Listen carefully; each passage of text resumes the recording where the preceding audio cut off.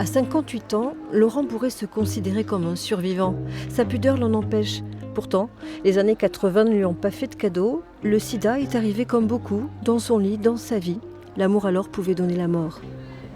J'avais 25 ans à l'époque, c'était mon premier dépistage et il était positif. On était loin d'imaginer à cette époque-là qu'on pouvait être atteint par le virus du sida, donc c'était inimaginable.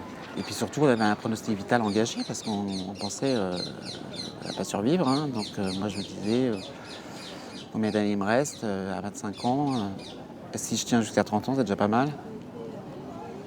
Et je suis toujours là. À l'époque, le VIH inconnu des scientifiques fauche surtout les 25-35 ans. Premier décès en France, 1983. Un traitement par trithérapie changera la donne en 1996. En 25 ans, c'est énorme les progrès scientifiques. Et puis, moi, à l'époque où j'étais le plus malade, je prenais par exemple 27 cachets par jour. Donc aujourd'hui, je prends ma trithérapie, c'est 2 cachets. Aujourd'hui, si on ne meurt plus du sida, on n'en guérit pas pour autant. Le dépistage reste le passage obligé pour prévenir la maladie.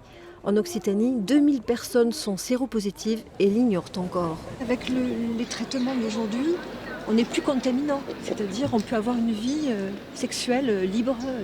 Tout à fait, ça c'est la plus grande avancée qu'on a avec la trithérapie, c'est qu'on a découvert que finalement, non seulement elle permettait aux personnes de rester en bonne santé, parce qu'on maîtrisait l'activité du virus, mais en plus, elle empêche la transmission. Est-ce que par rapport à il y a 30 ans et aujourd'hui, est-ce que vous pensez que le regard a changé ? Ah bah il y a un temps, moi quand je travaillais, j'avais aucun intérêt à dire que j'étais séropositif, hein, parce que je risquais de tomber malade et pour mon employeur, c'est sûrement pas une bonne chose.